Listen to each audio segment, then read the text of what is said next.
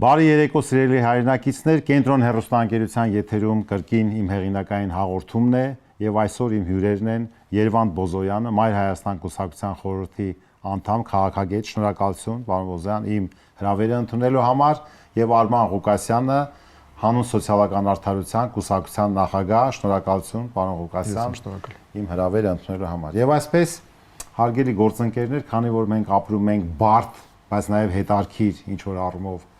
ժամանակներում եւ անընդհատ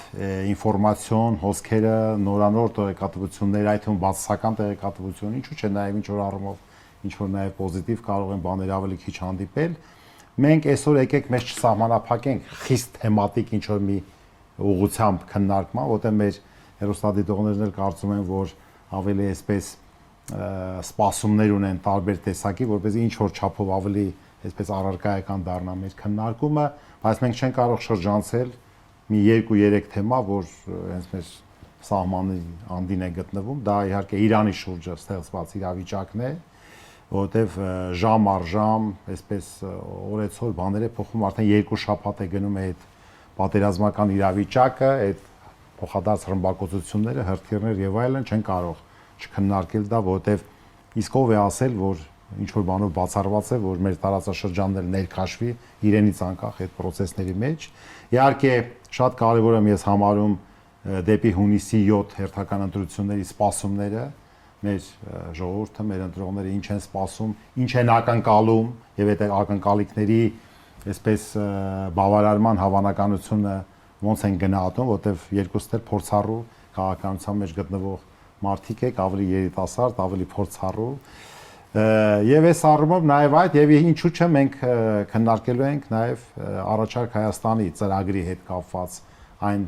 հիմնական դրույթները, որ այսպես փուլային ձևով ներկայացվում է տարբեր ոլորտային այսպես ուղղություններ եւ առաջինը հարցը սողում եմ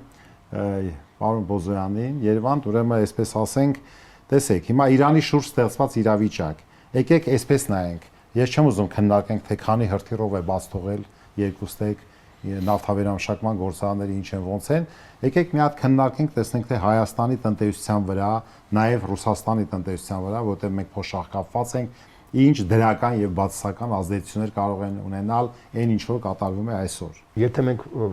քննարկենք այդ խնդիրը, թե ինչ ազդեցություն կարող ունենա մեր տարածաշրջանի նաև Ռուսաստանի վրա, ապա կարող եմ ասեմ, որ գրեթե միաբերան բոլոր արևմտյան փորձագետները նշում են, որ այս կոնֆլիկտից ամենաշատը շահեց Ռուսաստանը,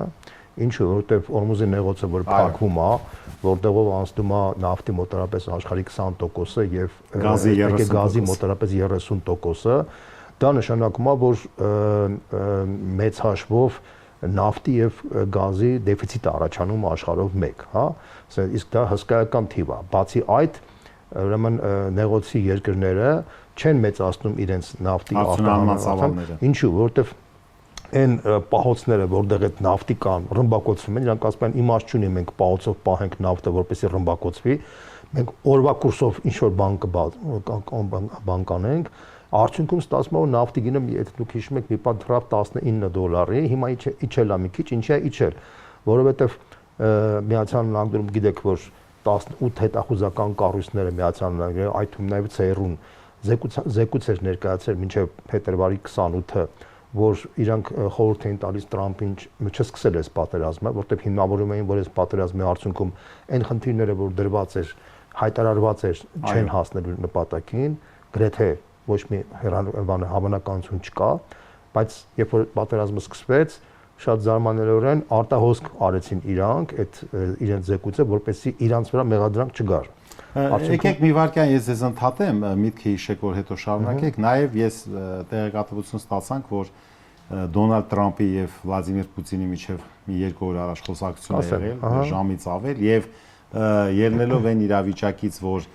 այդ թվում Եվրոպան նավթային ճգնաժամ է ապրում էներգակիրների, ըստ էության Տրամփը ասել է, որ այդ պատժամիջոցները նավթի գծով ինքը փորձի հանի ժամանակավոր, որպեսզի Ռուսաստանը մատակարարի Եվրոպային, հա։ Հերոսի գլխավոր իմաստը խաղաղությունն է, պարզապես ոնց կանգնեցնեն։ Կատարվեց հետևյալը, հիմա ամբողջ ամերիկյան շրջանակները քննարկում են, թե ինչու Տրամփը սկսեց այս պատերազմը, որտեղ հերանեկար չուներ, եւ բոլորը ուղում էին, որ դա փաստացի Իսրայելի ազդեցություններ եւ վերական լոբիի ազդեցություններ Միացյալ Նահանգներում, որոնք ստիպեցին Տրամփին այդ քայլին գնալու, եւ բոլորը հասկանում են, որ եթե նավթի գինը բարձրանա վերև, ապա այս տարվա աշնան կոնգրեսի ընտրություններում հանրապետական կուսակցությունը պարտություն կկրի։ Հիմա ազդեցությունը Հայաստանի տնտեսության վրա։ Հա, տեսեք, ուղղակի դեռ ազդեցություն կարելի ասել տենց չկա, բայց անուղղակի կա, որովհետեւ տեսեք, եթե մենք մեր շրջանառության ապրական շրջանառության եւ մոտ 30%-ը Իրանով էր գնում, հա, 70%-ը Վրաստանում, 30% Իրանով, ապա հասկանալի է, որ այն կոմունիկացիան, այն լոգիստիկան, որ Իրանով էր գնում, բավականին խաթարված վիճակի մեջ է։ Հասկանալի է, չի կարող չհազդի մեր շատ բարի, այսինքն մենք կսպասենք դեռ ինչ զարգացումներ կլինեն, նաեւ պետք է հաշվի առնենք, որ իսկապես ոչ միայն այսպես ուղակի, կան նաև անուղակի ազդեցության գործոններ, որտեղ երբ որ տարածաշրջանում ռեալ պատերազմական վիճակ է, մարդիկ են զոհվում, ռմբահարվում են նավթավերաշրջական գործարանները, ռազմական եւ այլն, այդ պարագայում բոլոր բիզնեսները սպասում են։ Միած սպասենք տեսնենք ոնց է վերջանալու, որ ասենք ինչ մի հատ էլեմենտ ասեմ, ուրեմն բացասականից բացի նաև պոտենցիալի մեջ կարող լինի դրական էլեմենտ, ասեմ ինչու, որտեղ բոլորն էլ գիտեն, որ այս վերջին տարիների ընթացքում ծոցի երկրները եւ հատկապես Էմիրատները դարձել են յուրօրինակ համաշխարհային Շվեյցարիա, այսինքն այն բուն Շվեյցարիան դարձել էր հասարակ եվրոպական երկիր։ Հիմա փլուզվեց այդ միֆը։ Դա փլուզվել է։ Ինչի՞ա փլուզվել է, շատ կարևոր է մենք հասկանանք ինչի՞ա փլուզվել։ Ուրեմն բանն այն է, որ տեսեք, արաբական ծոցի երկրների կենսամակարդակը շատ բարձր է։ Իրանի կենսամակարդակը բավականին ցածր է եւ Իրանը շիական մամուլական երկիր է, իրանք սուննիական երկրներ են, բայց գրեթե բոլոր երկրներում կան շիական փոքրամասնություններ։ Եվ Իրանը միշտ այդ փոքրամասնությունների միջոցով փորձում էր ակտիվ դերակատարումներ, այսինքն ճնշել այդ երկրների վրա։ Շատ հասկանալ է, այն ժամանակ Սադամ Հուսեյնն էր փորձում ճնշել Քուվեյթի վրա, հիմա Իրանն է փորձում ճնշի, եւ այդ արաբական երկրները զգուշանում են, որ աղքատ Իրանի ճնշումը իրանց հարուստ կենսամակարդակը կարող է վտանգի։ Եվ իրանք ուզում էին ունենալ երաշխավորված խաղաղություն։ Երաշխավորված խաղաղության համար, քանի որ իրենց բանակները բավարար չէին այս խնդիրը լուծելու համար, ման էին գալիս թե ում միջոցով դա կարող են։ Եվ իրանք աութսորսի սկզբունքով հանձնել էին իրենց անվտանգությունը Միացյալ Նահանգներին, իսկ Միացյալ Նահանգները ձևավորվել էին գոնե հրապարակային մակարդակով անվտանգային հովանոցներ Էմիրատների, Սաուդյան Արաբիայի, Քուվեյթի, Քաթարի եւ Բահրեյնի վրա, եւ որի արդյունքում այս պատերազմի արդյունքում ամերիկյան այդ հովանոցի գաղափարը փլուզվել է, այսինքն փաստացի մարդիկ հասկացել են, որ միլիարդավոր դոլարներ ամերիկացիները վերցնելով այդ հարուստ երկրներից, իրականում իրանք այդ հովանոցները սարքել են բացառապես իրանց բազաների համար։ Այսինքն փաստացի շատ բարի։ Հիմա մենք հարց ուղենք պարոն Ղուկասյանի, պարոն Ղուկասյան, տեսեք Երևանը շատ հետաքրքիր հարցադրումներ է անում։ Ես ավելացնեմ, որ նաև հետաքրքրություն ստացվեց, որ ճիշտ է ամերիկյան կողմը ասում է, որ ամբողջ նավատորմը Իրանի ինքը արդեն ոչնչացրել է, բայց դա տարբեր աղբյուրներից տարբեր կատողություններ կա, որ հիմա ականապատվում է Հորմուզի նեղուցը Իրանի կողմից, որպեսզի այդ բլոկադան ռեալ դարձնի։ Երկրորդ տեսեք, այսպես Դուբայի կամ Էմիրությունների եւ այլ երկրների, Քաթարի, Բահրեյնի այդ այսպես ճոխ հարուստ կյանքի ավելի այսպես դրախտային ինչ որ վիճակի միֆը այսպես փլուզվեց եւ եթե մի բան փլուզում է, տեսեք, այդ փլուզումը մենակ ռմբակոծությամբ չի, այդ փլուզումը հոգեբանական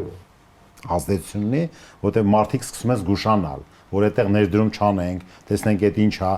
իսկ եթե վերցնենք, ասենք այդ Դուբայի միֆը, ասենք 90-91 թվականից ինքը սկսել է զարգանալ, ասենք ինչքան է դա 35 տարի ինքը խաղաղ այս զարգացման տրենդով վեկտորով գնաց, մեկ էլ այդ նույն աղքատ տենց չասենք, էլի, ասենք կենսամակարդակային ցուցանիշներով ավելի աղքատ Իրանը, տեսեք, ներքաշվելով այդ երկուստեղ այդ բախմանը, ինքը մեկ էլ ասենք շատ մի փոքրիկ հարվածով ինքը այդ միֆը ծրում է, հա, տեսեք ինչ երկրորդային դեֆեկտներ կամ բաներ է ստացվում եւ այս առումով տեսեք հիմա ես ուզում եմ հարցը ուղղեմ ձեզ, քանի որ դուք այսպես սոցիալական հարցերի շուրջը միջձերկուսակցություն եւ դուք խոսում եք, եկեք sense էլի այսպես քննարկումը տանենք այստեղ մի ուղղությամբ չէ։ Այ ինչ կարող եք ասել այս պայդրությամբ, որտեղ մեր բոլոր հայրենակիցներին ի վերջո տարածաշրջանային խնդիրների հետ միասին շատ հետաքրքրում է իրենց սոցիալական վիճակը, որտեղ տարիներ շարունակ այդ վերջի 35 տարում Հայաստանից էլ մեծ արտագաղթ է եղել։ Հենց չի որ ասենք թե հենց կայուն, ճիշտ է, ինչ որ տարիներ եղել է տնտեսական աճերի, չեմ ուզում թվերի հիշեմ, որ ինչ որ չափով եկել են, այսպես պրոֆիցիտ է եղել, բայց լայն առումով արտագաղթ է եղել, չէ՞, ասենք ունեցել ենք 3.7 միլիոն բնակչություն, այսօր մենք 3 միլիոն էլ չունենք ըստ էության։ Հիմա այս առումով դուք ինչ եք կարծում, թողենք հələ այդ սոցիալական առումով այսօր ձեր կարծիքով ինչ վիճակը Հայաստանում։ Դե ոչ մի լավ վիճակ չի, կարող եք դուրս գալ փողոցում ժողովուրդը ամեն ինչ կասի, շատ լավ, ինչա կատարվում։ Բայց դրանք ո՞նց են քվեարկելու այդ վատ վիճակը ձեր ասած սոցիալական ընտրության ժամանակ ինքը ինչ տիպի քվե է դառնում։ Դե տեսեք նույն թոշակների հարցով իշխանությունները տեսան, որ կա շատ լուրջ դժգոհություն, հանրային պահանջ թոշակները որպեսզի ավելացնեն եւ հասկանալով որ 600,000-ից ավել թոշակառուներ կան մեր երկրում, գնացին այն քայլին, որ ավելացրեցին, որ իրենք քվե չկորցնեն եւ քվե ստանան, բայց իրականում միայն թոշակով չի, նախ եւ առաջ 10,000 դրամը որ ավելացրեցին թոշակի, բահալը հաշվի առնենք գնաճը որքանով է աճել, հա, եւ առհասարակ նվազագույն աշխատավարձը տեսեք, մարդ Հայաստանում առհասարակ գոյատևման խնդիր ունի, հա, այսինքն ոչ թե ապրոստի։ Դուք ասեցիք թոշակի մասին, մի քիչ էլ մասնագիտական շատ բան չանում, ասենց ասենք 5-6 տարի թոշակ չի աճել։ Այո։ Հիմա աճեց այդ 10,000 դրամը, որը մոտավորապես այդ հաշվարկը ես ասել եմ, չգիտեմ, մի տարուց ավել, մոտավորապես 72 միլիարդ 75 միլիարդ դրամ է պահանջում դա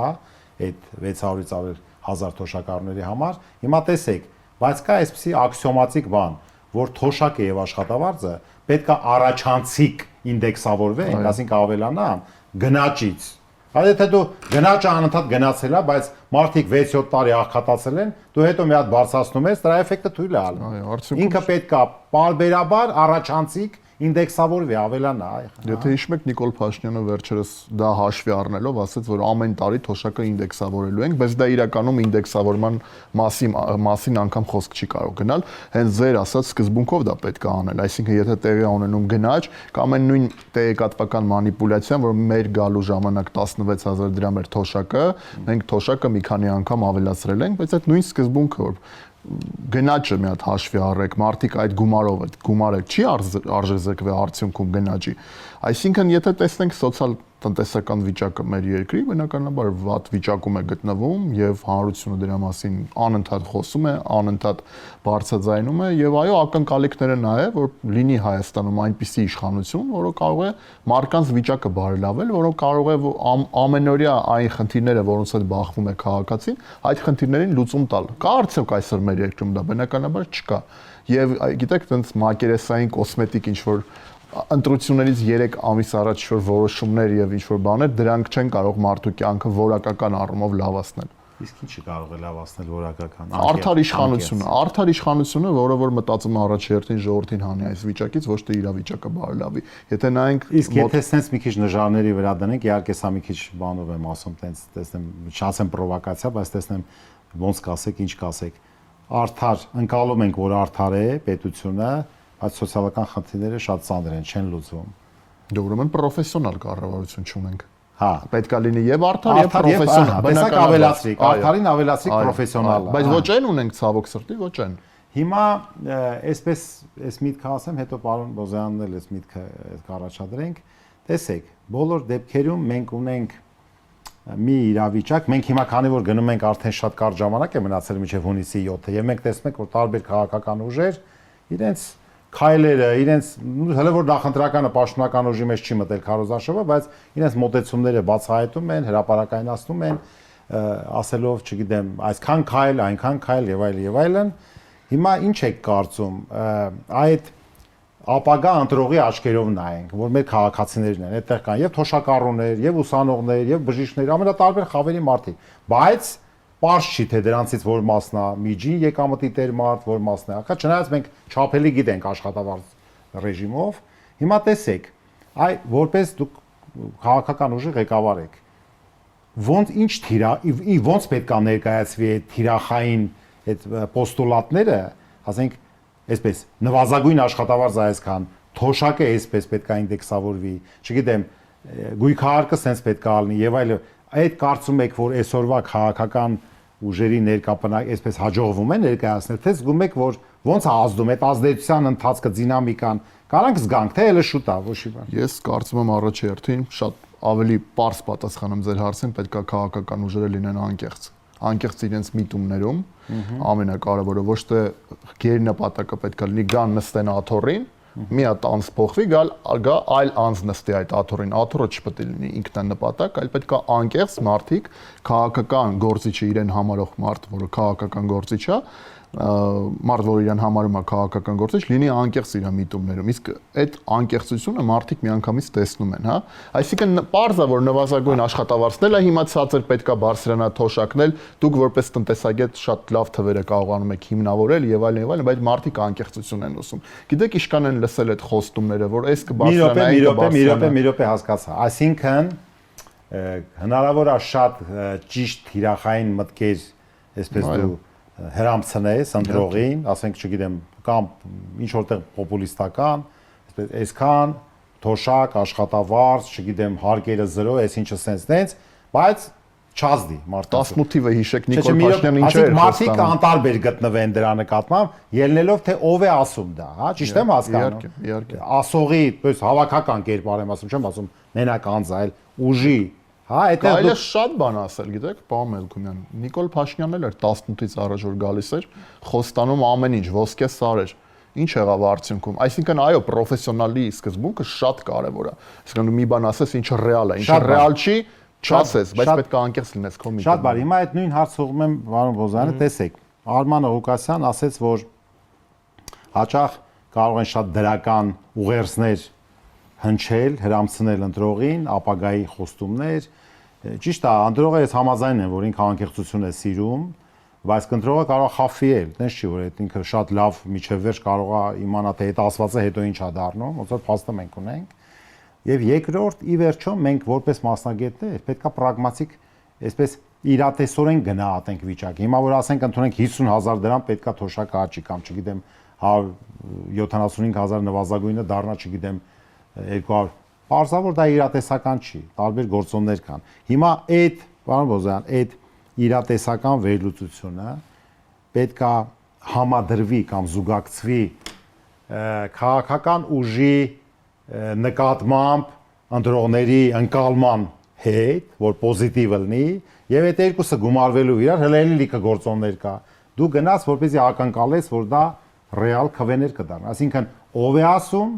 ինչ է ասում եւ իրատեսականությունը դրա։ Այ մի հատ էս խնդրեի, մի հատ էս ներկա բնակում, եկեք գիտեք ինչ, բան չանենք տենց։ Շատերը ստեղ որ քննարկում ասում են, դե անուն չասենք, ուժի, ինչի չասենք, այնա քննարկում ենք էլի։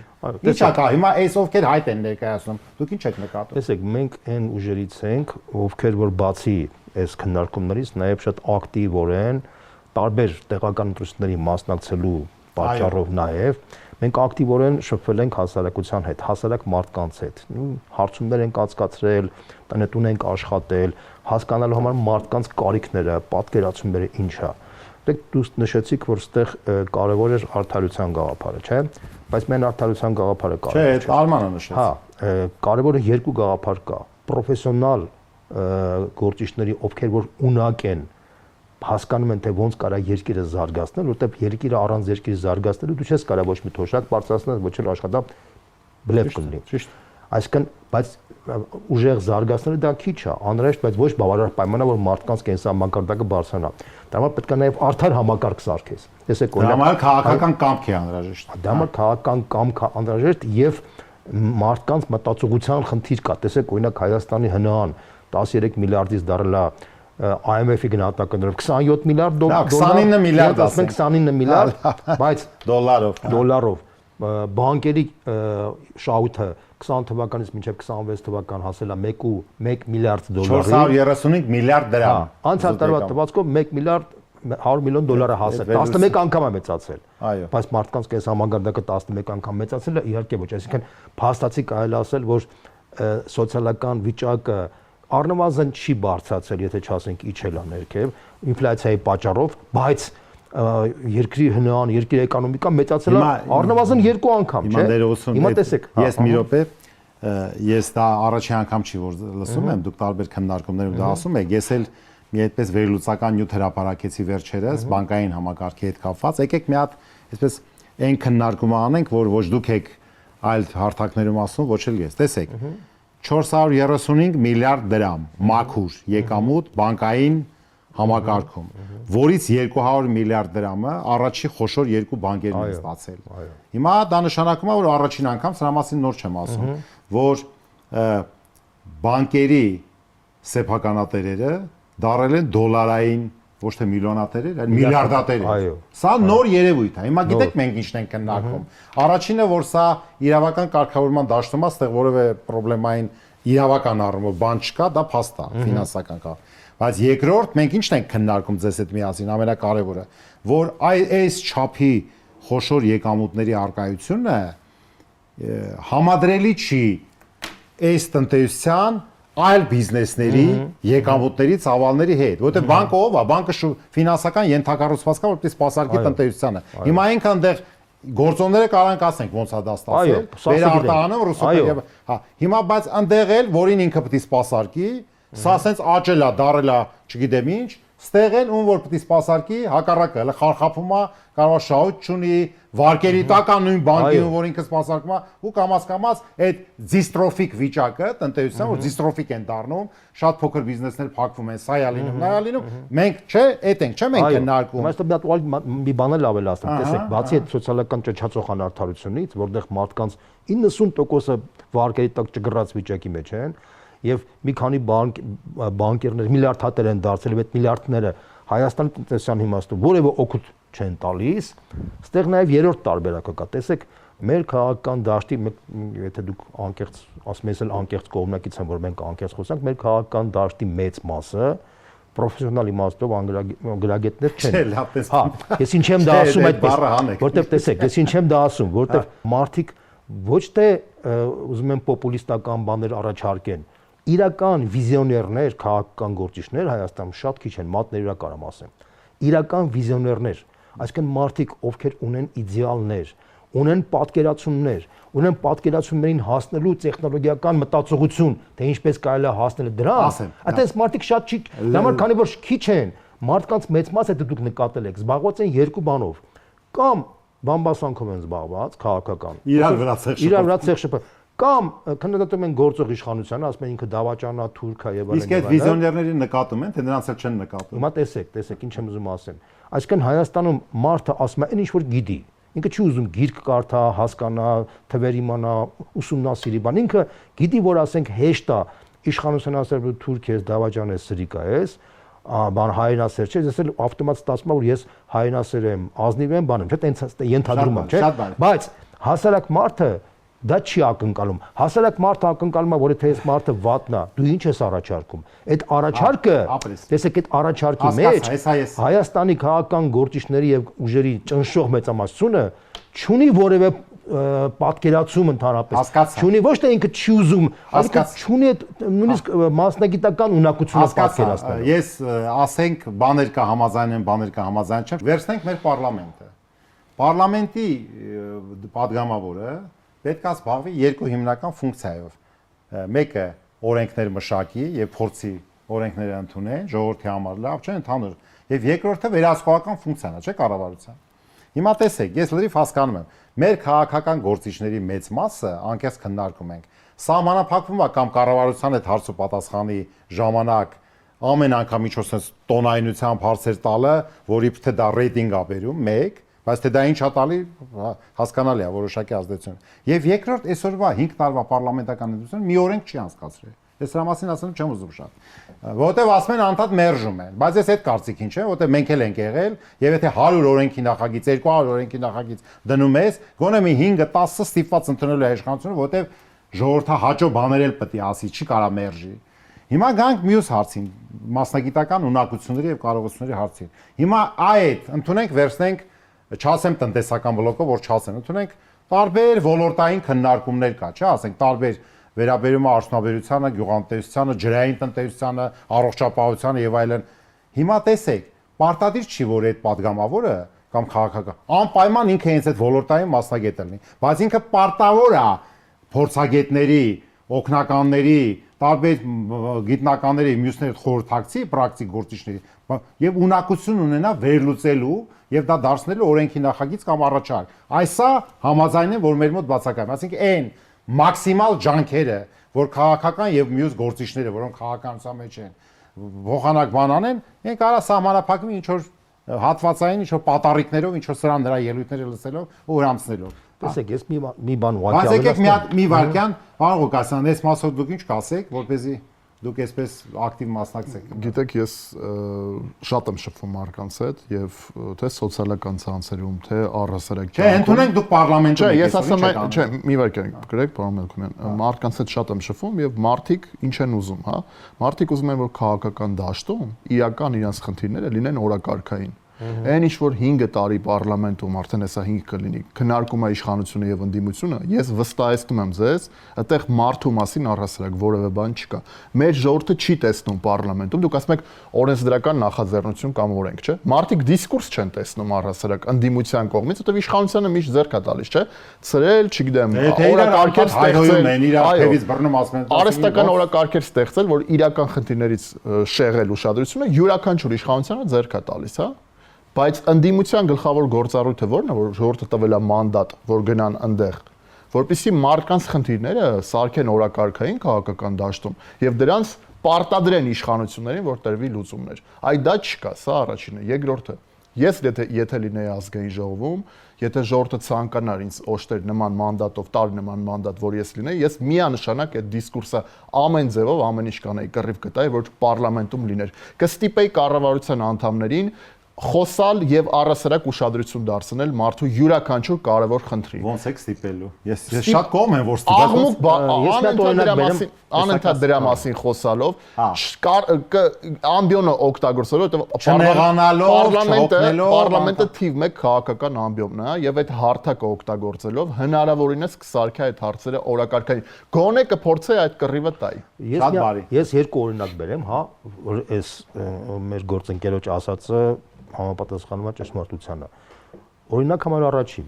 Գյումրիում ընտրությունների ժամանակ մենք առաջարկեցինք ազատ տնտեսական գոտու գաղափարը։ Հիշում եմ։ Այդ գաղափարը իշխանությունը չարձագանքեց, վախեցավ արձագանքելու, որի արդյունքում մենք այնքան տարանք եւ վերջապես հասանք այդ նպատակի, որ իշխող ուժը դեմդուս չեկա, որ ավականին Գյումրիի այդ որոշումը, գիտեք չէ, որ Գյումրիի ավականին որոշում է կայացրել, որ այդ օրենքի ուժ տա դրան եւ խնդրի իշխանությանը, որ իշխանությունը կյանքի կոչի դա։ Այդ որոշումը փաստացի կապեն դենդուս չի եկել, որտեղ վախեցել է դրան։ Այսինքն թե դու սոցիալական մարդկանց համար բան ես առաջարկում, ինքը ստիպված կամ վախենում է, կամ մուկ ծակն է մտնում, կամ ստում է քո հետ կոմպրոմիսի գնալ։ Երկրորդ օրինակը ասեմ, ուրեմն Երևանի ավականու վերաբերյալ ինչ կատարվեց։ Հիմա ես երկու բան ասեմ, պատկերացնեք։ Առաջինը տրանսպորտի հետ կապված։ Հիշում եք, որ 300 դրամ էին վերել, չէ՞։ Այո։ Ուրիշները քննադատում էին դա թանկաբան, մենք ինչ արեցինք։ Մենք գնացինք Թիֆլիսի քաղաքապետարան հետ, նստեցինք, իրանց ծրագիրը վերցրեցինք, քննարկեցինք իրար հետ միասին եւ տեսանք հետեւյալ սենսացիոն վիճակը։ Ուրեմն Թիֆլիսի տրանսպորտի գները Երևանից 2-ից 2.5 անգամ ավելի էժան են, քան մեր մոտ։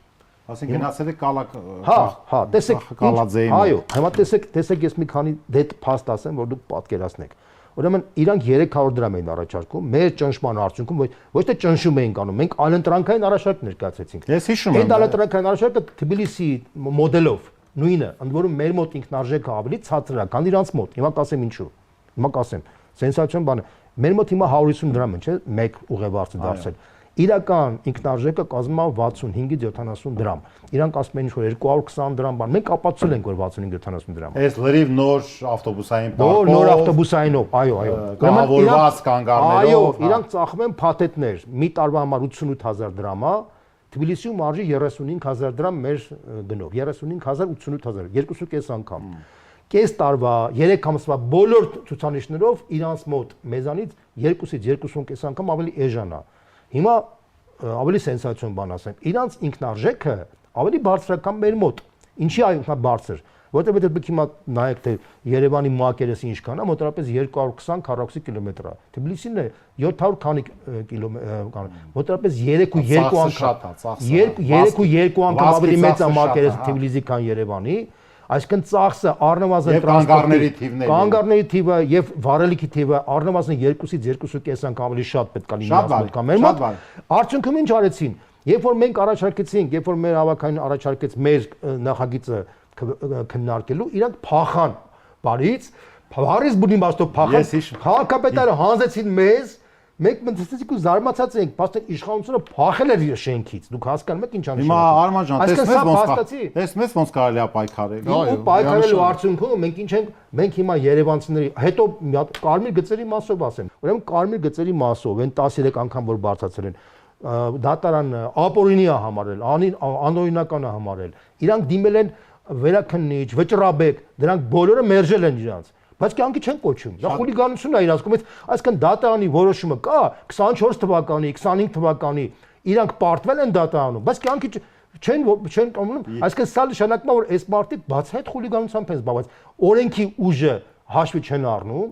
Օրենքի ուժը փաստային դատարանը որոշել է, իրանք բողոքարկել են, բողոքը մերժվել է դատարանի կողմից։ 4-ը հիմա մենակ ես մի բան ձեզ ավելացնեմ, անցնենք այլ բանի, ուրեմն տեսեք, այն ինչ որ դու Գյումրիի մասին ասում եք, ես իհարկե ազատ տնտեսական գոտու կարա ընդունեմ, կարա ինչ-որ բան չէ, բայց դուք մի բան չեք իմացել, որ կա օրենք Հայաստանում, ինքը կարող անունը ազատ տնտեսական գոտի չի, բայց հարմարեցված է, որ այդ գոտին արդյունաբերական, նաև ազատ տնտեսական գոտու կարգավիճակագործի, հա, եւ ուղղակի օրենքը արդեն կա, այդ որ ասում եք դիմելա, մնում է որ կառավարությունը այդ գոտին հայտարարի այդ տիպի գոտի։ Ավելի կարամ ասեմ, ուրեմն Գյումրիում այսինքն գործիքը մենք ժամանակին մենք ստեղծել ենք։ Իշխանությունը որոշում կայացել էր 19 թվականին Գյումրիում հիմնել ազատ տնտեսական գոտու։ Որոշումները սա կար։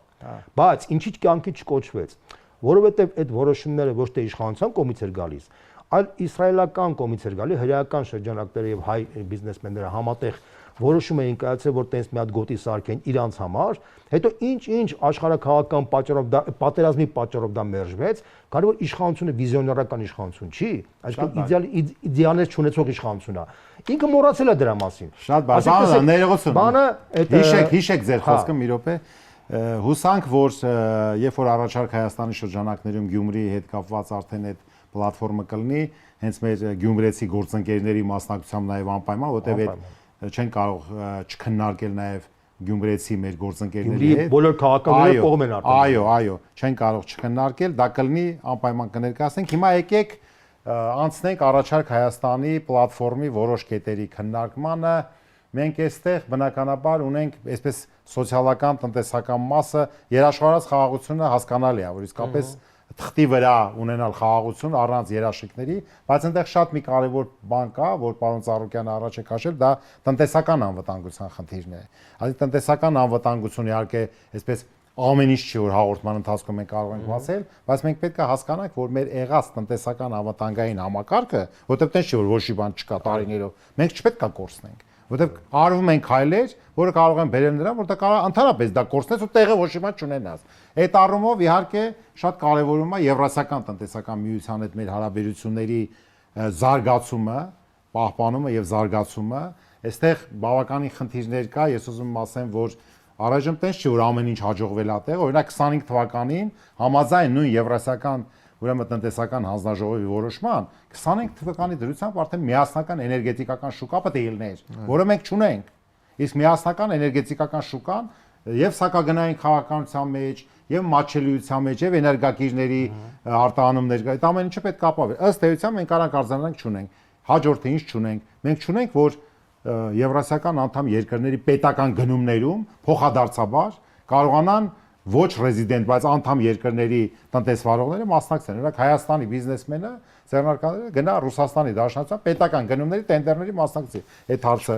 ընդհանուր միջև վարորդական իրավունքները լուծված չէ այս հարցերը, որ այնտեղ անցնում է, որովհետև բան էին առաջ քաշել լեզվի, կարգավիճակ եւ այլն։ Հիմա չէ, բայց նույնիսկ ելնելով նրանից, որ դրանք չկան, քանի որ մեր արտահանման 40-50%-ը արդեն, եթե ոչ արդեն եվրասիական շուկա է գնում, այդ թելը հանկարծ եթե դու կտրում ես, ինքը արդեն ռեալ փաստի առաջ ենք մենք կանգնում։ Գյուղատնտեսական ապրանքների 85%-ն է գնում, մասնավորապես ռուսական շուկայի։ Հիմա դուք տես ռիսկեր տեսնում եք, որ կարող է ինչ-որ վեկտոր փոխվի եւ ինչ-որ։ Իհարկե չեմ տեսնում, նմանավանդ սկզբում հաղորդման Իրանի հետ կապված պատերազմի մասին խոսեցիք, իրավիճակը փոխվել տարածաշրջանում եւ դեռևս կփոխվի։ Օրինակ TRIP-ի մասին ենք, չէ՞, խոսում եմ, զուգահեռն եմ ուզում տանեմ, զուգահեռ։ Հիմա շատ հարցական է TRIP առասարակ ինչ տեսքով է լինելու է թե չի լինելու։ Իրանը համաձայն կլինի, որ այստեղ գան հենց Իրանի սահմանին ամերիկյան ընկերություն եւ այլն եւ հայ-ամերիկյան հանդիսալուծվեց, ինչ ստատուս կոյա նոր առաջանում Իրան-Թուրքիա։ Այո, այսինքն իրավիճակը փոխվել եւ դեռևս մենք տեսնում ենք, որ ինքը շատ կտրուկ փոխվելու է, ԵՄ անդամակցության հետ կապված սա չի կարող չազդել նաև ԵՄ-ի հետ հարաբերությունների, որովհետև ԵՄ-ն ինքն է հիմա ապրում էներգետիկ ճգնաժամ եւ առասարակ ԵՄ-ն էս ամեն ինչից ոնց դուրս կգա։ Սա էլ է շատ մեծ հարց։ Իսկն Հայաստանը գնում է դեպի եվրոինտեգրում, մի կետ, որտեղ այդ կետը դեռևս շատ մեծ հարցականի տակ է, հենց ինքը Իրանով։ Տեսնում ենք Հունգարիայի հարաբերությունները ԵՄ երկրների հետ, որտեղ Իրանի պատերազմից առաջ մի իրողություններ, եթե դուք մեզ կանչեիք ավելի շուտ, վաղը մենք հիմա կարող է հաղորդումը միջով դուրս գա, ուրիշ իրողություն լինի, մյուս օրը ուրիշ իրողություն լինի, դրա համար պետք է ունեն այն ինչ որ ունես պահպանես, որտեղ դա մեկ օրում ստեղծված չէ, եւ դա ի վերջո քո հարևանն է Ռուսաստանը եւ այլն, այսինքն դու դա թողես գնաս դեպի ուր։ Լավ, հասկացանք։ Հիմա դրա համար էլ ասեմ Իրանի հետ շուրջը ստեղծված իրավիճակի ինչ հանգուցալուծման սցենարներ եք տեսնում, կարճ։ Իրանը ի վերջո իրանական այս իշխանությունը կամ ռեժիմ այսպես կոչված, հա, ես չեմ տեսնում, որ ինքը կփլուզվի, որովհետև նախադրյալները դեռևս դա ցույց չեն տալիս, ամեն ինչ կարող է լինել, բայց քիչ հավանական եմ համարում, այո, ես տեսնում եմ քիչ հավանական է Թրամփի հաշվարկները սխալ դուրս եկան, ես չգիտեմ իրան հрьяաները ստիպեցին, թե ով ստիպեց, մի փոքր տիրույթի մեջ չեմ ուզում մտնել, չեմ կարծում Ամերիկայի նախագահին կամ Ամերիկայի ղեկավարությունը կարող է ինչ-որ բան ստիպել կամ չստիպել, այդտեղ հաշվարկներ կար եւ շահեր կար, հիմա այդ հաշվարկները մի փոքր այլ դուրս եկան, հա, եւ պետքա ի վերջո իրենք գալու են ինչ-որ համաձայնության, բայց նորից եմ ասում, Հայաստանը պետքա հստակ պահի պահպանի այն ինչ ունի, եւ այո իր հարաբերությունները կառուցի բոլորի հետ ըստ իր պրագմատիկ շահերի։ Պետք չի կապված մնալ մի կետից, կախված լինել մի կետից, հա, բայց պետք է մի բան հասկանալ, որ ինչ որ մի բան վերցնել, ոչնչացնել եւ այլն եւ գնալ ինչ որ տենց մշուշոտ ապագայի հետևից, դա էլ ճիշտ ճանապարհ չի։ Եկեք բոլորի հետ կառուցենք հարաբերությունները, հա։ Անվտանգային, այդ թվում տնտեսական պրագմատիկ քաղաքականություն պահպանենք, զարգացնենք։ Հիմա պարոն Բոզոյան, տեսեք, ուրեմն սկսենք մի փոքրիկ, այսպես փոքրիկ հաշվարկով։ Վենեսուելան նավթ արդյունահանող իրացնող երկիր է, այսպես մեղմ ասած կլանեցին, ասենք դա Միացյալ Նահանգների ազդեցության Կուբան տենց նավթ գազ այդքան բան չունի, բայց հազվագյուտ մետաղներ ունի, մետաղական հանքանյութեր ունի, ասենք եւ այլն, գյուղատնտեսական արտադրանք, ասենք հաջորդը Կուբան է, որ շրջափակման մեջ է սցենարներ են քննարկվում, Իրանի մասով, որը նավթային, գազային հզոր պաշարներ ունի, ի վերջո խոսքով չենք, 1.7 միլիոն քառակուսի,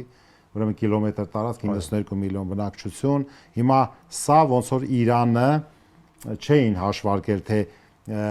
ինչ հզորություն ունի եւ այս պատերազմական իրավիճակը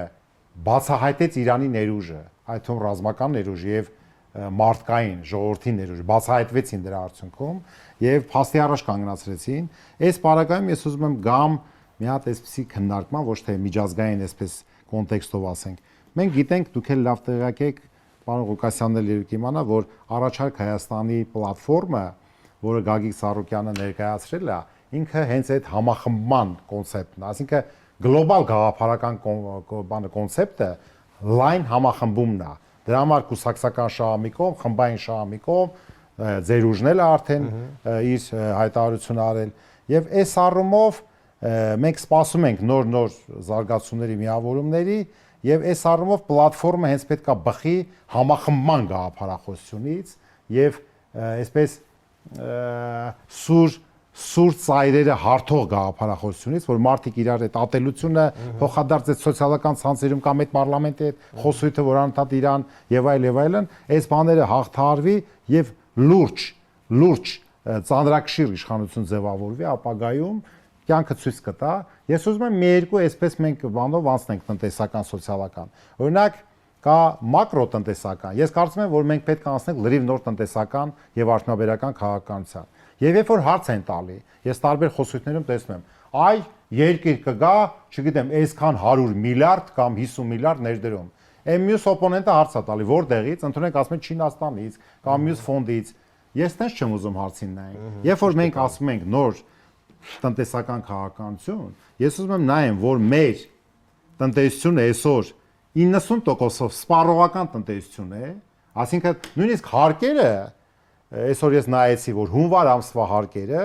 շահութարկը կտրուկ իջել է 61%-ով եւ եկամտային հարկն ու ավելացված արժեքի հարկն է աճել, որտեվ Այսինքն ինչա դա ցույց տալի, որ շահութի բազան ընկել է ձեռնարկությունների, շահութաբերությունը ընկել է, դրա համար խոշոր համակարգաստեղ շատ ձեռնարկություններ վաճառվում են, առնողել չկա, եւ էսա տեսեք, շահութի բազան ընկավ, նշանակում շահութաբերությունը իջել է։ Հիմա այս առումով, այսինքն դու սպառողական հարկերն են, դու սպառողական տնտեսություն ես։ 19% է այսօր ներդրումներ հնարաբերակցությունը եւ 90% սպառում հնարաբերակցությունը։ Բայց ես որ ասեմ փողը որտեղից, ես չեմ ասի, ստեղից, ընդեղից Չինաստան։ Ես կասեմ, որ դու պետք է վարես նենց ներդրումային քաղաքականություն, որ այդ փողը գալը ձեռնտու լինի, որ գա։ Հայաստանում էլ շատ գումար կա, բայց այդ գումարը վախենում է այս վիճակից։ Երբ որ սեփականության ինստիտուտի անձնամխելիությունը ապահովված չի, երբ որ դատական արդար հանգուցալուծումներ չկան, երբ որ ասենք թե կարող է քո բիզնեսը սուբյեկտիվ պատճառներով չաշխատի։ Նախկինում ինչ էր, ասում էին այդ բիզնեսները խլում են, չէ՞։ Հիմա էլ չեն խլում, ընդունենք։ Բայց հիմա այնպես վիճակա ստեղծում որ բիզնեսը զրո է դառնում։ Այսինքն իմաստ չունի որ աշխատի։ Այսինքն այս առումով մենք գալիս ենք մի բանի, որ մենք պետք է վարենք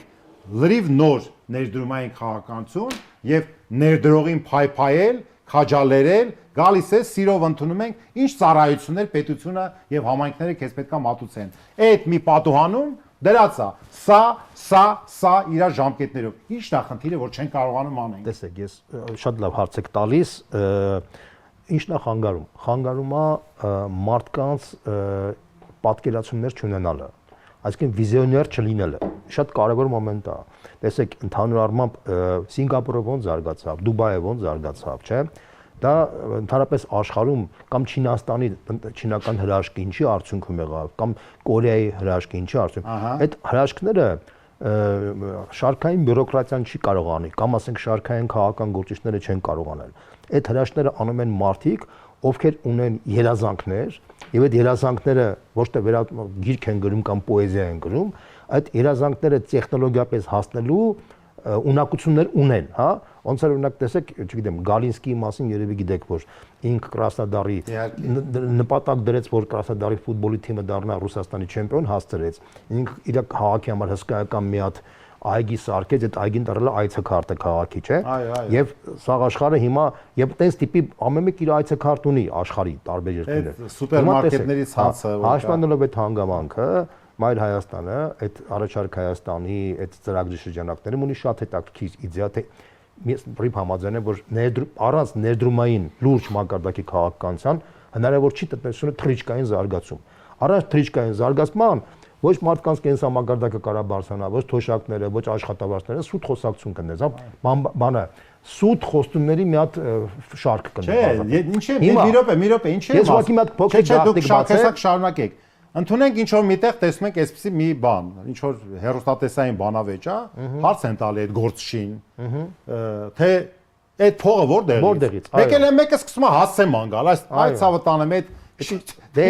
դա դրա մասին չի խոսք է, դու այո, որտեղ փողը գնում է այնտեղ, որտեղ որ ինքը կարող է եկամուտ բերի, պաշտպանված է։ Մարդը քանի որ պատկերացում չունի, ինքը միանգամից հորինում է Չինաստան կամ բան, որպեսզի ինքը աղբյուրը հանի, հետո այդ աղբյուրի թիմա վրա իր պոպուլիստական բանը արդարացնի։ Սա շատ པարզ մոդել է, ինչի որտեղ իր սաղ կյանքը մարդը բամբասանքներով զբաղված կոֆեի շուրջ, հետո որ իրար կանչում են ինքը ամաչում է բամբասանք, սկսում է տես բաներ խոսել։ Շատ པարզ։ Դուք բամբասակների թեման էս լավ եք նկարագրել։ Ես ինչ եմ ուզում ասել։ Ոնց որ դուք այնտեղ եղել եք անպայման։ Չէ, ես ոչ թե եղել եմ, ես պրոստը որ տեսնում եմ այս ամեն ինչը։ Ու այդ քանի որ տեսնում եմ։ Լավ եք պատկերացնում։ Տեսեք, ես որ տեսնում եմ, առաջին անգամ ասեմ 23 թվականին, որ մենք սկսեցինք ակտիվ շփումները ժողովրդի հետ, տնետուն աշխատելով։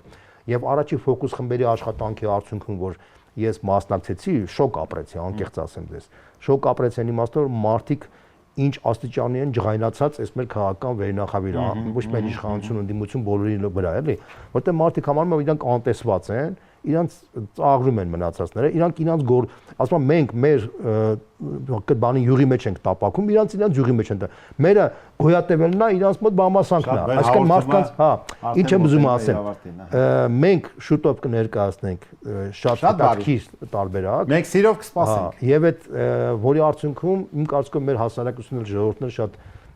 զարմացած եւ ուրախ կլինի, որ իսկապես այս առաջարկ Հայաստանի ծրագրի շրջանակներում ես կարծում եմ համոզված եմ, որ կտեսնի մի հնարավորություն, որտեղ իրատեսական ճանապարհային քարտեզ կնի երկրի զարգացման համար, թռիչքային տնտեսական զարգացման եւ թռիչքային մարդկանց կենսամակարդակի բարձրացման։ Շատ բարի, պարոն Ղուկասյան, 1 րոպեի ընթացքում դուք էլ պետք է առաջարկ Հայաստանից մասին եղեք, դուք էլ ներկայացնեք առաջարկներ, խնդրեմ։ Այո, սիրով։ Խոսվեց բանկային 1 միլիարդ դոլար, գրեթե 1 միլիարդ 100 միլիոն դոլար, ինչպես պարոն Բոզյանը ասաց, 25 թվականի արդյունքում եկամուտ են ստացել, բայց ես ուզում եմ ուրիշ բանի վրա էլ մի հատ ուշադրություն դարձնենք։ Ուղղությունները, հա, պարզ է, ռեէքսպորտ եւ այլն, դա պարզ է, բայց նաեւ հիշեցնեմ, որ Հայաստանում աճել են շատ ու շատ մարդիկ, ովքեր որ վարկ են վերցնել, այսինքն վարկերի թիվը Հայաստանում աճել է։ Եվ դրա նաեւ շնորհիվ է, որ ձեր ասած սեփականատերերը դառնում են միլիարդատեր։ Այսինքն մեր ժողովրդի հաշվին մեր երկրում առաջանում են միլիարդատերներ։ Սա վատ տնտեսության ցուցիչ է։ Այսինքն մեր տնտեսությունը հիվանդ է։ Եվ այդ տնտեսությունը չի ծառայում մարդու սոցիալ-տնտեսական վիճակի բարելավման։ Ուրեմն այդ տնտեսությունը ում է պետք, իշխանության կողքը կանգնած մարդկանց, բանկիրներին եւ այլն, բայց չէ որ նպատակը պետքա լինի, որ մարդկանց վիճակը բարելավենք։ Դրա համար այդ բանկերի 1 միլիարդ դոլարի եկամուտը հելնես չի, որ լավ բանի մասին է խոսում, ժողովրդի համար նամանավանդ շատ վատ բանի մասին է խոսում։ Բանկերը ուզում են որպեսզի այս ընթացիկ տարում դա երրապատկվի, տես չի որ։ Եվ գիտեք հանրային պահանջ եմ ուզում ես։ Ամփոփենք մի հատ հանրային պահանջ ասեմ, որ ժողովուրդը շատ ուզում է, բացի թոշակից, նվազագույն աշխատավարձից, նախ որպեսզի Հայաստանում տույժ ու տուգանքները, որոնք որ բանկային տոկոսադրույքների աճել է, այն իմ առաջարկն է նաև, չգիտեմ այդ առաջարկը կա թե չէ, այո, դա չեղարկվի եւ բանկային տոկոսադրույքները նվազի, որովհետեւ այն սպառողները, բանկերի միջնորդավաճառները, այո, հայտարարությունը, տեսեք մի բան ասեմ, էլի, ամեն տարի այդ միջնորդավաճառների գինը մեծանում է բանկերի, այսինքն մինչեւ 20 թվականը պատկերացում չկար որ ասենք ֆիրման իր աշխատողին աշխատավարձ ուղարկել է նույն բանկում ինքը միջնորդավաճառ պետք է վճարի աշխատավարձի համար հասկանաք տես բան ասենք նախկինում բանը բանկային միության ղեկավարին իշխանությունը կանչեր կասեր գիտեք ինչ կարգավորեք այդ ամոթայրի sense բաներ դուք այնքան եկամուտ եք ստանում որ պետք չի այդ մարդը հիմա փաստացի ես ուղղակի ավելացնեմ այդ բանկերը հարստանում են ոչ միայն մարդկանց վարկերի հասնում նաեւ ոչ միայն այլ դրսի բանից են ստանում եւ աստորեն մեր բանկերը նորարարություններ են կիրառում շակերտավոր եմ ասում ձեր գոնզեկերներ մեր մեծանում է իրանք այնքան ավելի կեղեքի չեն դառնում մեր հաղորդումը մոտեցավ տրամաբանական ավարտին բնականաբար մենք էլի կհանդիպենք, էլի կզրուցենք, էլի քննարկումներ կանենք, այնպես չի որ սահմանափակվելու ենք, բավականին այսպես տարողունակ քննարկում եղավ, սիրելի հայրենակիցներ, տեսեք ինչ եզրահանգումների են գալիս, որտեղ հաղորդման արդյունքում մենք պետքա մի քանի այսպես եզրափակիչ դրույթներ արձանագրենք, նախ եւ առաջ այո, ես համաձայն եմ, որ ժամանակն է, որ գոնե տույժ ու տուգանքների մասով, վարկային տույժ ու տուգանքների մասով պետությունը հանդես գա նախաձեռնությամբ որպեսզի համաներում հայտարարվի բանկային ամնիստիա համաներում եւ դա այդ միլիարդավոր եկամուտների մեջ կարծում եմ ինչ որ այդ ռիսկը կբաժանի եւ պետություն եւ բանկ եւ տուժու տուգանքների համաներում միայն տուժու տուգանքների այո տուժու տուգանքները որտեղ մնացածը այսպես տնտեսագիտական առումով այսպես չեն կարող համաձայնվել ոնց որ օրինակ ես այդքան էլ կողմ չեմ որ ոչ ասենք ինչ որ եթե անունը փոքր է կամ միջին է ընդհանրապես ոչ մի արկ չմուծեն պետքա լինի որոշակի տրամաբանություն ընդհանրապես ցանկացած ֆիզիկական անձ, տնտեսվարող սուբյեկտ կլինի դա կոշկակարի մի փոքրիկ տաղավար, կլինի ինչ որ մի փոքրիկ բիզնես, իր չափով իրան համարժեք, որ վնաս չի տալի։ Ինչ որ մի փոքրիկ հարկ այս պետության լուման պետքա դնի։ Եթե նույն ձևի եկամտահարկն է, հա, դրա համար այս առումով դեռ մենք առիթ կունենանք տենց այսպես հանգրվանային բան։ Նույնը մենք կարող ենք քննարկել գույքահարկի հետ կապված լրջագույն խնդիրները, թե գույքահարկի հետ ինչ է կատարում, որտեղ 26 թվականի 4 անգամ բարձրացավ։ Ստեղ էլ խնդիրներ կա, որ մի քիչ ավելի ուշ առաջիկա օրերի ընթացքում մենք հանդես կգանք մեր ուրեմն առաջարկություններով եւ իհարկե այն ինչ որ մենք ասացինք նոր տնտեսական քաղաքականություն այսինքն այն տնտեսական քաղաքականությունը որ թեկուզ մենք ես չեմ առանձնացնում վերջի 30-35 տարում Հայաստանում իրականացվել է հիմա մենք եկել ենք մի հատ ցիկլի այսպես ավարտ այդ 30-35 տարի նաեւ ցիկլերի տեսություն կա տնտեսագիտության մեջ կոչվում է Լեոնցևի ալիքներ այդ մասնագիտական բանա, այդ 30, 40, մաքսիմում 50 տարի մեկ այդ քաղաքականությունները պետք է փոխվեն, որովհետև արդեն այդ ներդրումները հին տեխնոլոգիաների մեջ ներդրումային քաղաքականության կառավարման համակարգը ինքը դառնում է ավանդական եւ հնացած, եւ եթե ամեն ինչ նորացվում է, կառավարման համակարգում էլ պետք է նորարարություններ արվեն եւ այդ բանկային համակարգի բացառապես չի վերաբերում դրան, որ մենակ միջնորդավոր վճար աճեցնենք, ասենք, այս ինչ ուժեղ տղեկ ենք, ինչ եկամուտներ ստացանք։ Էնպես որ շատ անելիքներ կա, շատ առաջարկություններ կա, մնում է սիրելի ժողովուրդ, որ երկիրը լինի խաղաղ, որպեսզի լինի աշխատատեղ, որտեղ վերջի հաշվով ժողովուրդը 3 բան է